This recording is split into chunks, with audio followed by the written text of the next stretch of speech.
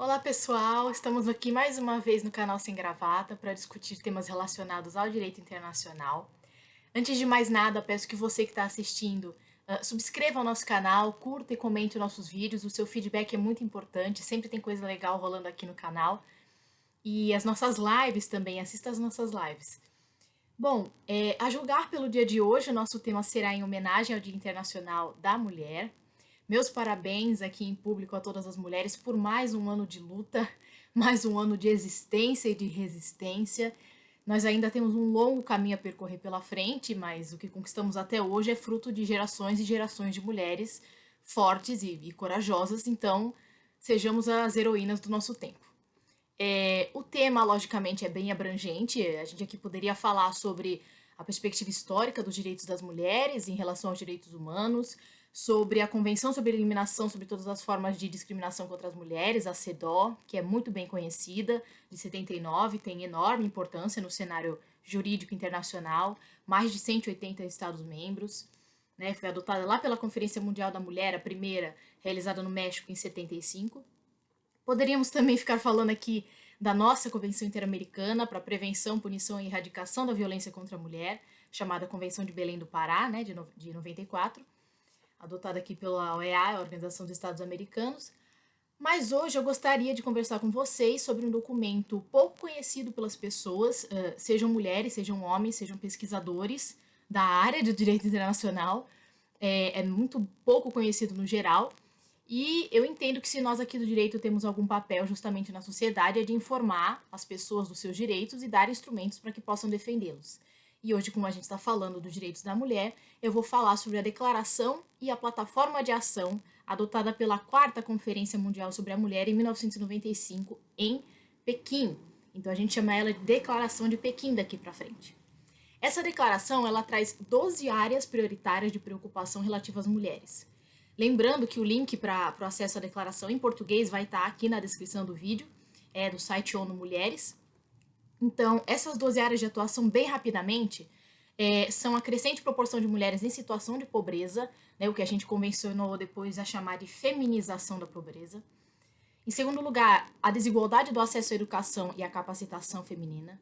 Em terceiro, a desigualdade no acesso aos serviços de saúde. Em quarto, a violência contra a mulher, né, esse, inclusive, houve a discussão de ser o primeiro, né, em primeiro lugar, mas está ali em quarto.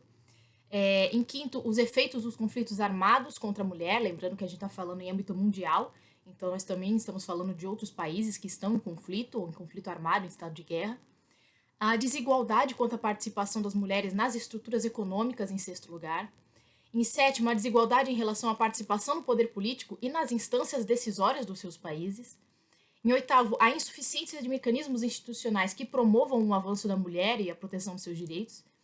Em nono lugar, as deficiências na promoção e na proteção dos direitos.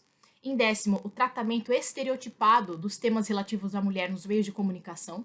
Então a gente vê isso bastante, principalmente aqui no Brasil, já fazendo uma crítica logo de cara, de que sempre o tema relacionado à mulher sempre tem aquela cara de ela vem novamente. Uma mulher falando sobre os direitos da mulher. Né? Então, quando se trata dos meios de comunicação e a desigualdade a esse respeito, ao acesso a esses meios. Em 11º, a desigualdade da participação nas decisões sobre os manejos de recursos naturais e sobre o meio ambiente, com relação à mulher ter a sua opinião. E em 12º lugar, a necessidade de proteção e promoção voltada especificamente para os direitos das meninas, então das mulheres jovens, principalmente crianças e adolescentes. Na parte da plataforma de ação, esses foram os 12 pontos da declaração, né? A plataforma de ação vai elencar áreas críticas e objetivos estratégicos, objetivos específicos para combater esses 12 pontos que nós acabamos de falar. Então, eu diria que a plataforma de ação, eu elenquei, são 3 inovações que eu acho no direito internacional com relação aos direitos da mulher, que tem um potencial transformador da promoção da situação dos direitos da mulher.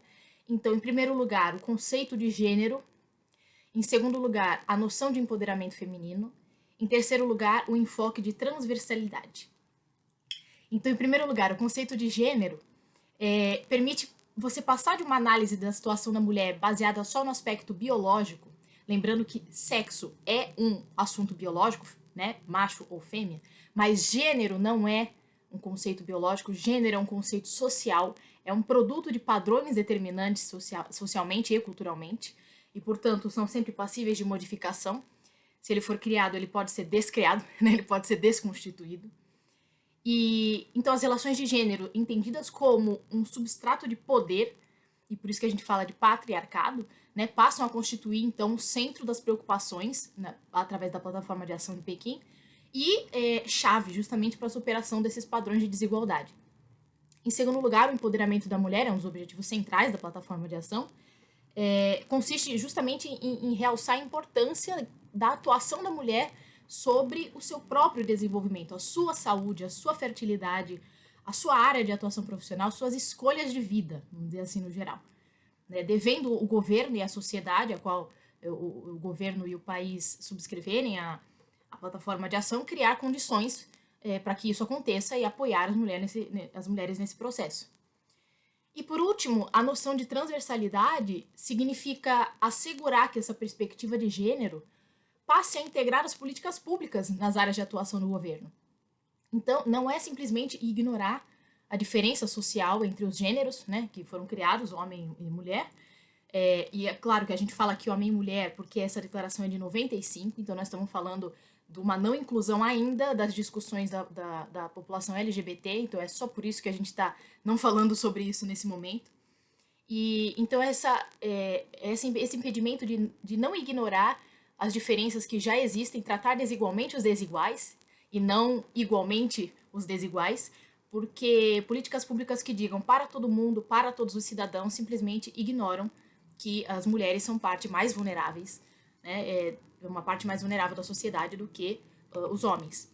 Alguns destaques que eu gostaria de fazer presentes na declaração, parágrafos 9, 14 e 31 falam sobre a mesma coisa, e é uma coisa muito importante, que é considerar o direito da mulher, os direitos das mulheres, né, no plural justamente, como direito humano. Então lá o parágrafo 14 vai dizer: estamos convencidos de que o direito da mulher são direitos humanos. Estamos determinados, o parágrafo 31 vai dizer, a promover e a proteger todos os direitos humanos das mulheres e das meninas. E o nono, né, que falei fora de ordem só para dizer qual é o mais claro para o menos claro, né? E o nono dizendo, temos um compromisso com a plena implementação dos direitos humanos de mulheres e meninas como parte inalienável, integral e indivisível de todos os direitos humanos e liberdades fundamentais. Então deixa bem claro que direitos das mulheres são direitos humanos e não há mais discussão. Na seara internacional, lógico que há discussão, mas aqui estou defendendo que não há. E é propositalmente repetitivo mesmo para reiterar esse caráter de direito humano, direito da mulher. O parágrafo 25 eu também gostaria de dizer, eu estava comentando na live que tivemos ontem, se você quiser, veja aqui no nosso canal, que ela diz justamente encorajar os homens a participarem plenamente de todos os atos favoráveis à igualdade de gênero. Então ela traz a responsabilidade nominal aos homens pela primeira vez numa declaração internacional para participarem plenamente e ativamente de todos os atos que forem relativos à igualdade de gênero. Então, falando sobre Brasil, né, porque, como eu estava tentando explicar ontem, todos os países têm que enviar relatórios para dizer se estão aplicando a declaração e o plano de ação. O Brasil, em 2019, através do seu Ministério da Mulher, da Família e dos Direitos Humanos, soltou o relatório nacional de revisão do Estado brasileiro sobre a implementação da declaração e da plataforma de ação de Pequim. O link também vai ficar aqui embaixo na descrição. E ele faz parte justamente, como eu estava dizendo, desse processo de revisão e da implementação dos compromissos internacionais que o Brasil assume no âmbito da declaração. E vai ser revisado e deve ser comprovado através de documentação na Comissão sobre a Situação da Mulher, que vai acontecer esse ano, em 2020. Então, curiosidades, né? O Brasil respondeu a pergunta sobre quais foram as principais realizações, desafios e contratempos em favor da igualdade de gênero e sobre o empoderamento feminino, né, nos últimos 5 anos. Respondemos com, primeiro, a promulgação da Lei 13.104 de 2005, que reformou o Código Penal e trouxe a qualificadora do feminicídio, né? Você provavelmente já ouviu isso. É uma forma de homicídio qualificado, que é o assassinato de mulheres pela condição de serem mulheres. Houve também a alteração da Lei Maria da Penha, para garantir mais rigor ao agressor que desrespeitar medidas protetivas, né, tratando isso como um crime apartado. E também criou novas figuras penais com penas mais severas para crimes de estupro, estupro corretivo, estupro coletivo e estupro virtual. Importunação sexual também, que antes era punida só com pena de multa. Outro diploma legislativo que o Brasil mencionou é a Lei 13.772 de 2018, que tipificou no Código Penal o crime de registro não autorizado da intimidade sexual. Então, ele altera, em primeiro lugar, a Lei Maria da Penha para reconhecer como uma violação da intimidade da mulher uma das formas de violência doméstica e familiar, e depois pune quem produzir, fotografar, filmar ou registrar o conteúdo de ato sexual íntimo e privado sem autorização dos participantes, com pena de 6 meses a 1 ano, se eu não me engano, e multa. E se o crime for praticado por alguém que mantenha ou tenha mantido relação íntima com a vítima, tem, se eu não me engano, é acrescida a pena de 2/3. Uma das medidas também que foi mencionada pelo Brasil no relatório para assegurar a participação das mulheres na política foi uma resolução do TSE, do Tribunal Superior Eleitoral, em 2018, sobre a utilização de recursos repassados aos partidos pelo fundo eleitoral para o financiamento de campanhas eleitorais, né? Então, o TSE estabeleceu uma aplicação mínima de 30% do total recebido pelos partidos para o custeio da campanha eleitoral de candidaturas femininas. E aí, um outro exemplo que o Brasil trouxe, preciso destacar porque é um absurdo, diz respeito à promoção e à proteção dos direitos das mulheres indígenas. Né? O Brasil lá selecionou como um dos pontos que o Brasil está cumprindo, né? Em que o Estado brasileiro, diz assim o relatório, por meio da atuação da Fundação Nacional do Índio, da FUNAI, vem desenvolvendo uma série de ações ao longo dos anos, apoiando financeira e tecnicamente as iniciativas e eventos de mulheres indígenas. O Brasil tem fortalecido as organizações e dado visibilidade à voz e à mulher indígena para lutar pelos seus direitos. Veja bem, justamente nesse período de 2019, quando o relatório foi escrito, a FUNAI tem sido debandada para a pasta da agricultura, né? Você também deve ter ouvido isso na mídia. O relatório foi totalmente silente com relação a isso, sobre esse desmonte da FUNAI, né? Tem sido chamado de desmonte. Ela foi dividida em duas, e uma parte submetida à pasta da agricultura, não está mais a FUNAI ligada ao Ministério da Justiça, portanto não tem mais o contato direto com a Polícia Federal, que, né, são os responsáveis por proteger as terras e os direitos indígenas. E também o Brasil, quando perguntado sobre as próximas 5 prioridades, selecionou coisas como empreendedorismo feminino, mas não selecionou coisas como acesso à assistência médica, incluindo saúde, direitos sexuais e reprodutivos, porque a gente sabe que atualmente não é a pauta do nosso governo. Direito ao emprego, direitos trabalhistas com relação à mulher, condições de trabalho e conciliação trabalho-família. Conciliação trabalho-família também não foi selecionado. O fortalecimento de uma educação sexual abrangente nas escolas ou através de programas comunitários também não foi selecionado.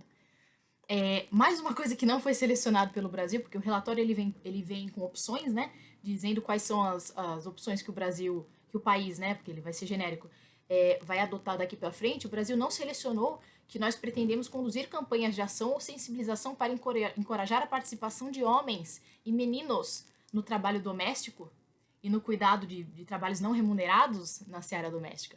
E também não selecionou como estratégia que o Brasil adotou nem vai adotar o boxinho lá que dizia trabalhando com homens e meninos sobre o assunto. Então olha lá o parágrafo 25 que eu destaquei para vocês não sendo cumprido pelo Brasil. Provavelmente a resposta vai ser essa. Há algumas inconsistências no relatório, preciso dizer. Tem partes do relatório que se contradizem com outras partes, mas no geral descreve ainda aqui com muita brevidade que o Brasil tem feito algo para combater a violação dos direitos das mulheres e promover o respeito. E queria dizer a vocês que o nosso papel é incomodar mesmo. É cobrar ações positivas, é cobrar políticas públicas e, principalmente, aqui puxando a sardinha para o meu lado, para o direito internacional, a revisão periódica da implementação desses compromissos que o Brasil assume internacionalmente, né? Aliás, esse é o principal motivo de haver um Dia Internacional de 8 de março. Haver um Dia Internacional da Mulher, para que a gente comemore, relembre, homenageie e veja se nossos estados, os nossos países, os entes públicos estão, de fato, cumprindo os seus direitos e os deveres que assumem internacionalmente. Bom, já me alonguei até mais do que o tempo, mas muito obrigada mais uma vez pela atenção a todos vocês. Um grande abraço especial às mulheres e até mais, pessoal.